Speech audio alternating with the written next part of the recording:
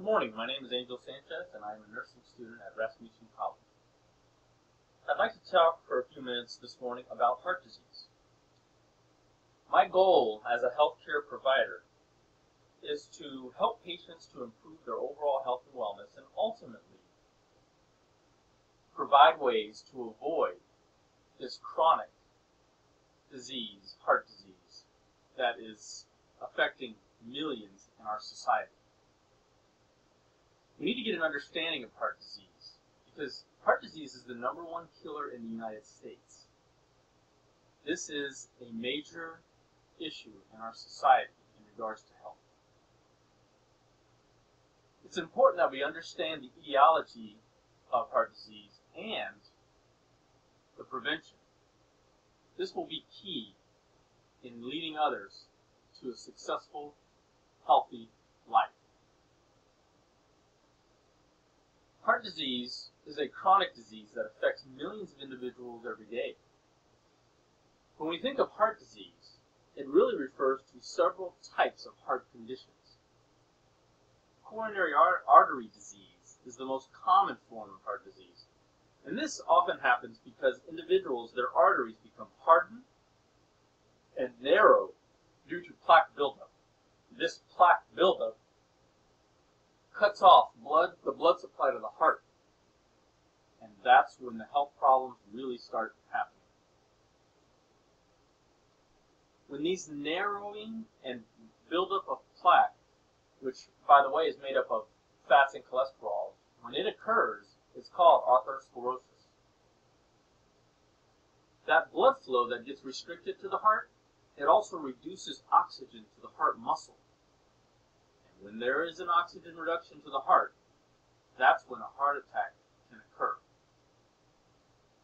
Were you aware that heart disease is often referred to as the silent killer? It's referred to as silent killer because individuals may not even know or be diagnosed with heart disease until they experience a heart attack, angina, stroke, or even heart failure. That's scary when you think about it. Some of the statistics with heart disease. Heart disease is the cause of approximately half of the deaths in the United States each year. It's actually the #1 cause of death, which would make sense with all of the deaths that occur. In 2008, which wasn't really that long ago, heart disease and stroke were responsible for many of the deaths in the United States. 30%, almost 31%, accounted for over 750,000 deaths. That number just boggles my mind. That many people from one chronic health condition such as heart disease. Stroke is now the 5th leading cause of death in the United States, which is a chronic health condition associated with heart disease. This is very serious. We have a very serious health issue in America.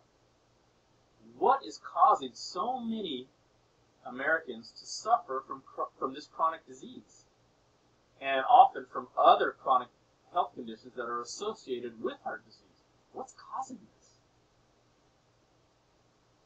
Well, there's many risk factors that are causing individuals to suffer from it.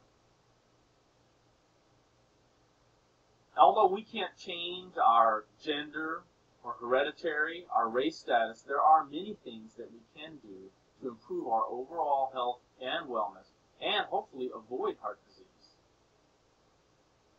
One of the things is don't smoke. Smokers are at risk of developing coronary artery disease 2 to 4 times that of non-smokers. Some of the chronic conditions associated with heart disease include angina, chest pain, aortic aneurysm, and dissection, which is basically arteries that have ruptured, arrhythmias, which is the heartbeat beating irregularly. Then there's the increased cases of arterial fibrillation, which is very fast heartbeats, and ultimately heart failure because of all the fluid buildup. I already mentioned stroke. We have high blood pressure and also diabetes. What is causing this? There you have it.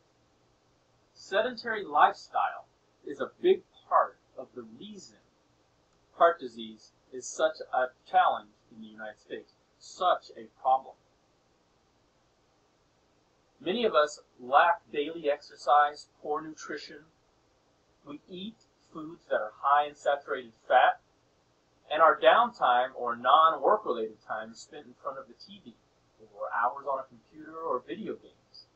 And our beverages are usually soda and beer or high fructose beverages. All of these things tied in with a sedentary lifestyle equals bad news for our health and our heart.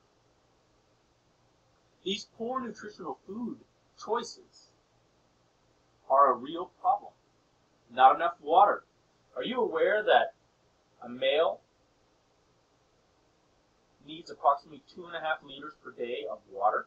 Females 2 liters of water? How many of us actually drink that much water?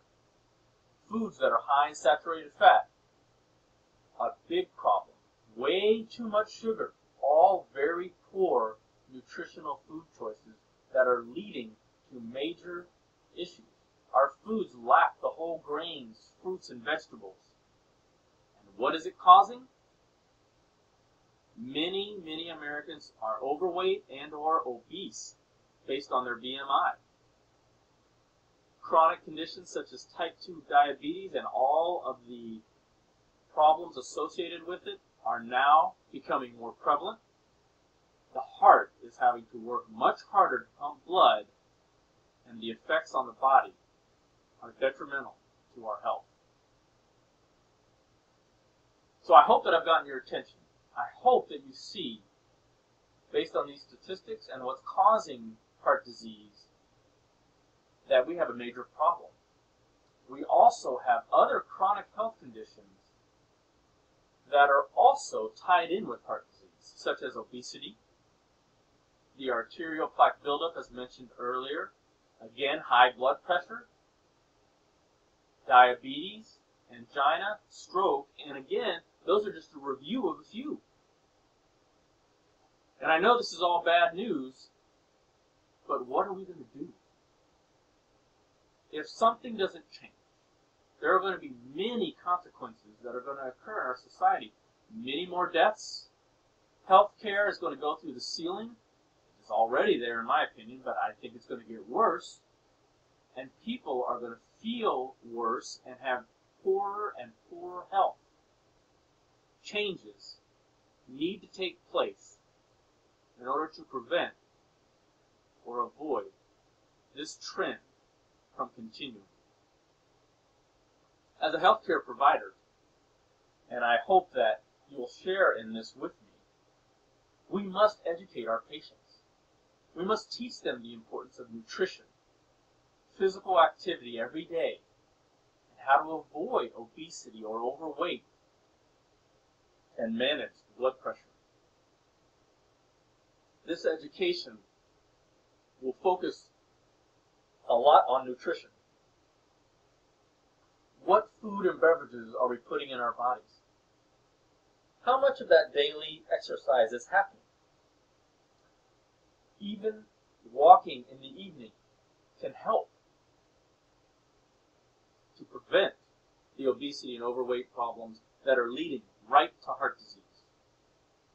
Additional education about the chronic conditions, how they're occurring, how they can be prevented. This education can lead patients to understand what a healthy weight is for them, how to achieve it, and how to maintain that healthy weight. We can continue to offer educational tools such as calorie calculators, online explanations of BMI to help achieve the weight goals needed, and ultimately teach patients on ways to burn more calories than they consume every day. And not just patients. How about people that haven't been patients yet, that will be patients in our hospitals and clinics if these changes don't take place? It's critical. As we educate our patients on what better food choices are available, such as whole grains, fiber, plenty of water, 100% juice, avoid a lot of sugar, all of those things in the nutritional aspect, things like cholesterol in the blood, diabetes, overweight, blood pressure, all of these things, exercise and how it'll help lower blood pressure. This education will give them ways that they can take action right away to help prevent heart disease in their lives. We can also lead our patients to websites and books and journals, things that we know, a collaboration with nutritionalists, specialists, physicians, all of us together, talking about the three key components of avoiding heart disease: nutrition, daily exercise, a change of lifestyle. All of these things will help avoid heart disease and the chronic conditions associated with it, which once again are prevalent in our society.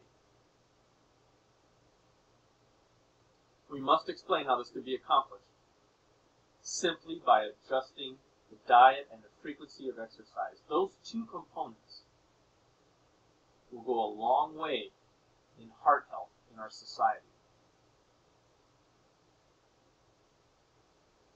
And if we can't answer their questions, we can lead them to experts who can.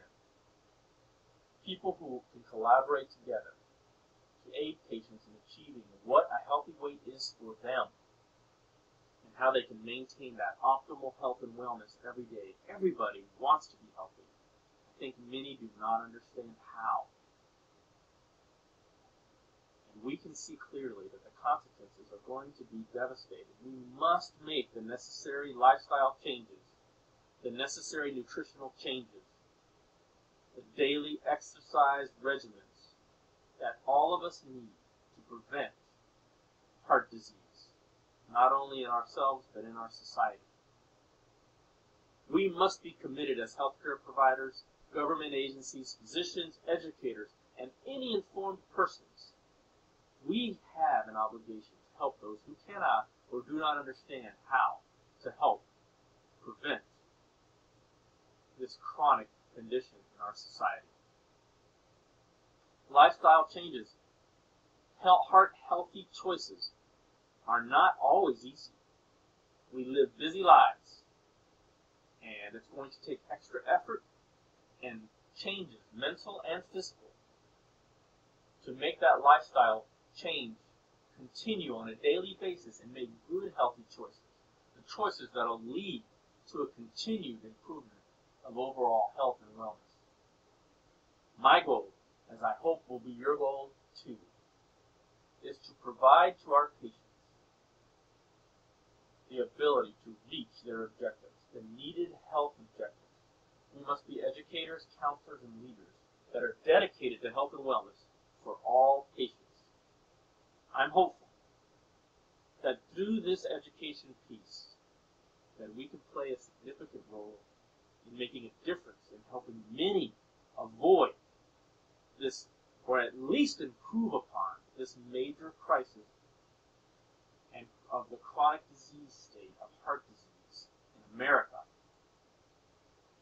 Let's keep those hearts pumping strong. Let's keep them pumping, flowing good. Let's teach how to avoid that plaque buildup. Let's teach how to change the lifestyle. Let's teach how to improve every day. Let's collaborate together. Let's lead our patients to have an overall better and healthier life without this major chronic disease affecting so many and causing so many deaths. I hope that you'll join me in this very important outreach. I thank you for your time. We have a long journey ahead, but I'm confident together we can make a difference.